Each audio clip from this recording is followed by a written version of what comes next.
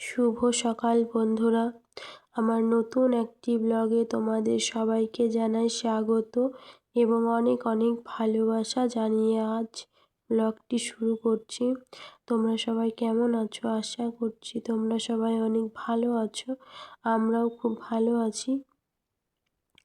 আজ হচ্ছে মঙ্গলবার, মঙ্গলবারের ব্লগটা তোমাদের সাথে শেয়ার করছি। তো সারাদিন আমি কি করি না করি তোমাদের সাথে নিয়েই আমি শুরু করছি। চলো দেখতে থাকো, আশা করি ভালো লাগবে।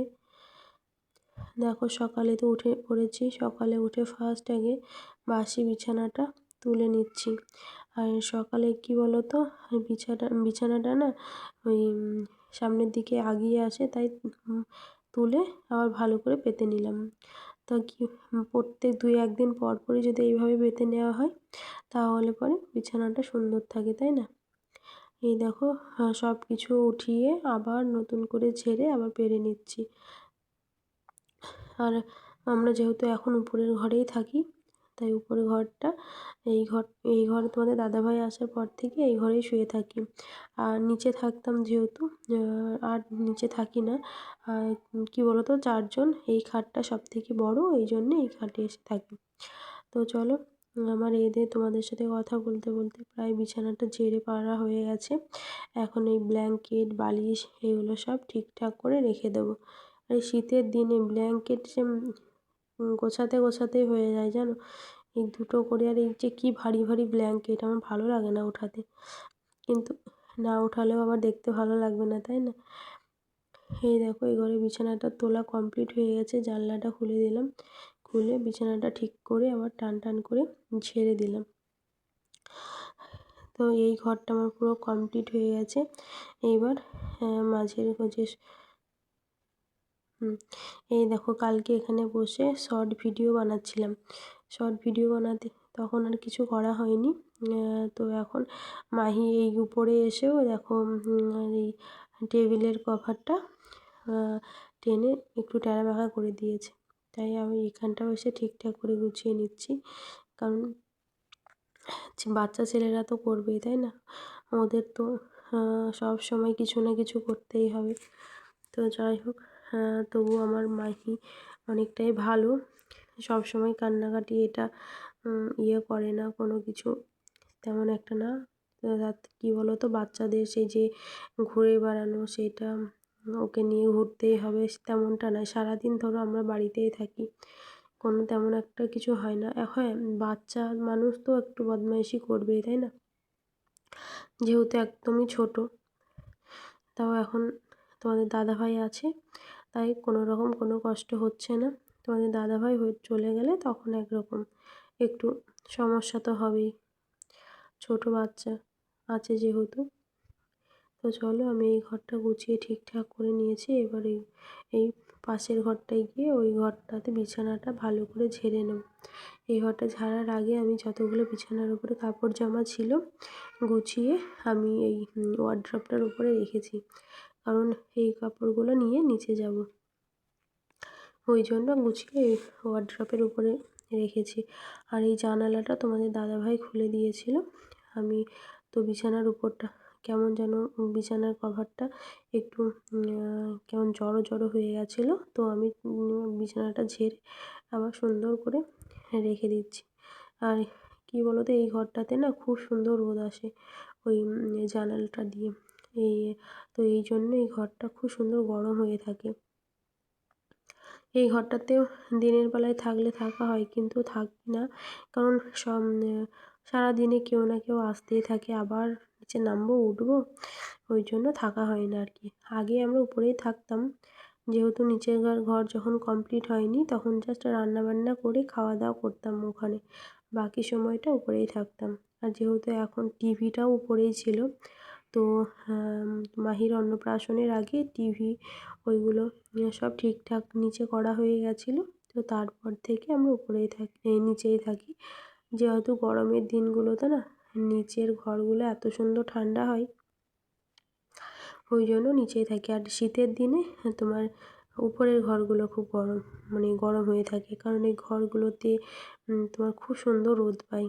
আর এই দেখো ওয়ারড্রপটার উপরে আমি সব কিছু গুছিয়ে রেখে দিয়েছি। এবার এগুলো নিয়ে নিচে যাব। তো এই ঘরটা তোমাদের ঘুরিয়ে দেখিয়ে দিলাম। আর এই কী হয়েছে বলো তো, আমি এইদিকে ভিডিওটা করছি, কখন মৌ এসে লাইটটা বন্ধ করে দিয়েছে বুঝতে পারিনি, কারণ ও বুঝতে পারেনি যে মা ভিডিও করছে। তো আমার ফোনটা স্ট্যান্ডে লাগানো ছিল, ভিতরে ছিল, আর ও মাথা আঁচড়িয়ে তারপরে লাইটটা বন্ধ করে দিয়ে চলে গেছে। আর বুঝতে পারিনি, আমিও বুঝতে পারিনি। তো লাইট বন্ধ ছিল বলে এই দেখো কেমন কালো কালো আসছে, তাই না?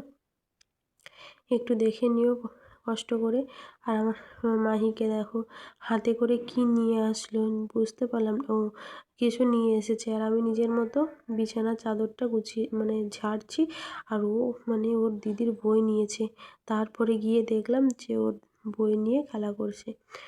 তারপর আমি ওকে বললাম মৌকে যে বইগুলো উপরে গিয়ে রেখে আয়, না হলে কখন এসে আবার ছিঁড়ে দেবে। দেখো আমি ক্যামেরা স্ট্যান্ড এটাকে ঘোরাতে গেছি, তারপরে গিয়ে দেখি আবার বই নিয়ে খেলা করছে। ওই জন্যে মৌকে বললাম তুই যা গিয়ে উপরে গিয়ে বইগুলো রেখে আয়। আর এই ঘরটা দেখো আমি জানালাটা খুলতে এসেছি। এই ঘরে যেহেতু থাকেনি, থাকা হয় না আর, তার জন্য এই ঘরটা পরিষ্কার পরিচ্ছন্নই থাকে, তেমন একটা কিছু হয় না। আর টিভি দেখা তো হয় না বললেই চলে, একদমই টিভি দেখা হয় না। আর আমি উঠেছি, মাহিও সোফার ওপর দিকে উঠে পড়েছে। উঠে ওই দেখো খেলা করছে। যখন উঠেছে আমি কিন্তু বুঝতে পারিনি, তারপরে যখন আমার কাছে গেছে তখন দেখি যে মাহি উঠে পড়েছে। এই দেখো আমি বলছি তুই উঠলি কখন, আর ও আমার সাথে কথা বলছে। এত বদমাশ হয়েছে তোমাকে কি বলবো পুচকু। এই ঘরটা আমি বলছি আয়, তখন ও দেখো আসছে আমার কোলে। আমি এবার ওকে নামিয়ে দিয়ে বিছানাটা একটু ঠিক করে নেব, নিয়ে তারপরে বাকি কাজগুলো সেরে নেব। ওই দেখো আবার উঠছে, আমি ওকে বলছি উঠিস না। ওই দেখো চলো এবার পুরো সকালের কাজ সেরে নিয়েছি, সেরে এই দেখো আমি পূজা দিয়ে নিয়েছি। যে তোমাদের দাদাভাইকে বলেছিলাম একটু কাঁচা মিষ্টি নিয়ে আসতে, তো সন্দেশ, তো সন্দেশ নিয়ে এসে দিয়েছিল। আমি পূজা দিয়ে নিয়েছি। পূজা দিয়ে এসে এই দেখো এইদিকে দুধ চলে এসেছিলো, দুধটা নিয়ে এইদিকে দুধটা বসিয়ে দিয়েছি, আর ওইদিকে প্রেসারে ডালিয়া বসিয়েছিলাম। ডালিয়া করেছি আজকে আলু মটরশুঁটি আর মুগ ডাল দিয়ে ডালিয়াটা বানিয়েছিলাম। সেদিনকে ডালিয়াটা বানিয়েছিলাম তো মৌর খুব পছন্দ হয়েছিল যে মা আবার ডালিয়া বানিও, তো ওই জন্য আজকে আবার ডালিয়াটা বানিয়েছি। আমি কী বলো তো, এখানে না কালারটা কেমন একটা লাগছে তাই না বলো? দেখে মনে হচ্ছে যেন সাদা সাদা হলুদ দিইনি, কেমন একটা লাগছে দেখে কেমন। তারপরে আমি যখন এখানে মানে লাইটের জন্য এরকম হয়েছে হয়তো, কিন্তু কালারটা খুব সুন্দর হয়েছিল আর খেতেও দারুণ হয়েছিল। এর মধ্যে আমি ঘি দিইনি, এইবার সবার জন্য তুলে তারপরে ঘি দিয়ে নেব। আর ডালিয়াটা খেতে সত্যি আমারও খুব ভালো লেগেছিল, কিন্তু মৌর জন্য বানানো বলতে ও বলেছিল যে আজকে ডালিয়া বানাতে, তাই বানিয়েছিলাম। দেখো তো মৌর জন্য তুলে নিচ্ছি, আর থালেই নিয়ে নিলাম, কারণ কি ঠান্ডা হতে সময় লাগবে না। আর এই দেখো তিনজনের জন্য বেড়ে নিয়েছি, ঘিও নিয়ে নিয়েছি। তোমাদের দাদাভাই চামচগুলো দিয়ে দিল সব 3টে প্লেটে দিয়ে। এবার আমি এখন রান্না করতে এসেছি। রান্না কিছুই করব না আজকে, সব কিছু মানে আমি ইউটিউবে দেখেছিলাম যে রসুন পেঁয়াজ সব কিছু দিয়ে মেখে আলু ভর্তা না কি বলে না, খেতে খুব টেস্টি হয়। তো মুখে মানে এখনও আমার ঠান্ডাটা ভালো হয়নি, তো ওই জন্য তোমাদের দাদাভাইকে বলছিলাম আমাকে সব কিছু একটু ছাড়িয়ে দাও না, বেশি করে রসুনটা। তো রসুন পেঁয়াজ এগুলো সব তেলে ভেজে নেব, ভেজে নিয়ে তারপরে আলুটা মাখবো। তো জানি না তোমাদের সাথে শেয়ার করা হবে কি না পুরোটা, তো যতটুকু করে রেখেছি তোমাদেরকে দেখাচ্ছি। দেখো তোমাদের দাদাভাই রসুন অনেকগুলোই ছাড়িয়ে দিয়েছিল, আর আমি ভেজে নিচ্ছি তেলে। সত্যি কথা বলতে বেশ ভালোই লাগছিলো খেতে, খারাপ লাগেনি। আর ডিমের অমলেটটা বানিয়ে নেব। কী বলো তো, ঠান্ডা লাগলে না কিছু খেতে ইচ্ছা করে না তাই না, একদমই খেতে ভালো লাগছিল না, ওই জন্য তোমার দেখলাম যে বলছে নাকি খুব টেস্টি হবে, তো আমিও ট্রাই করি একবার। তো বেশ ভালোই হয়েছিলো খেতে, খারাপ হয়নি। এদিকে এগুলো রসুনগুলো আমার ভাজা হয়ে গেছে। এর মধ্যে আমি পেঁয়াজ দিয়ে দেবো, পেঁয়াজ, কাঁচা লঙ্কা আর লাস্টে ধনেপাতাটা দেবো। তোমাদের দাদাভাই সব কিছু কেটে দিয়েছে, কেটে রেডি করে দিয়েছে। আর লঙ্কাগুলো একেবারে কুচি কুচি করে দিয়েছে। তো খুব সুন্দর লঙ্কা কাটাটা আমার খুব ভালো লেগেছে, একেবারে কুচি কুচি করে দিয়েছে। তো যাই হোক এইগুলো আমি ততক্ষণে ভেজে নিই। আর আমাদের যাওয়ার দিন চলে এসছে, আর হাতে মাত্র একটা দিন, তারপরে চলে যাব। কি বলো তো, অনেক কিছু জিনিস সব কিছু ঠিকঠাক করতে হচ্ছে। আর ছোটো মেয়ে নিয়ে না মৌ স্কুলে চলে যায়। যখন মাহি ঘুমায় তখনই আমাদের কাজগুলো করতে পারি। তোমরা হয়তো বলবে কী এমন কাজ আছে, তোমাদের বাড়িতে তো কেউ নেই, কিছুই না, আবার কী এমন কাজ? কাজ প্রচুর কাজ আছে গো বাড়িতে। তো সব কিছুই কেচে কেচে রাখতে হচ্ছে। যেগুলো আমরা ডেলি ইউজ করি সেগুলো কেচে কেচে সব আলমারির মধ্যে রাখতে হচ্ছে। আরও অনেক কিছু, সেইগুলোও তো করতে হয়, তাই না? আর ব্যাগ, এখনও পর্যন্ত ব্যাগটা গোছানো হয়নি। তোমাদের দাদাভাই তো বলছে হ্যাঁ ব্যাগ গোছাও না, যাওয়ার দিনকে তখন ব্যাগটা গুছিও, তাহলেই হবে, তখন আর এটা মানে সব কিছুই ভুলে চলে যাবা।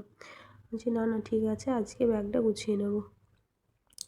দেখো আমার ওইদিকে ওইটা ভেজে নামিয়ে রেখে দিয়েছি। এবার ডিমের অমলেটটা বানিয়ে নেব। অমলেটটা বানানো হয়ে গেলে, আর এখানে দুটো ডিম একসঙ্গে করে ভেজে নেব। কারণ একবারে দুটো ডিম একসঙ্গে করে ভাজলে না ডিমটা একটু মোটা হয় আর খেতেও খুব ভালো লাগে।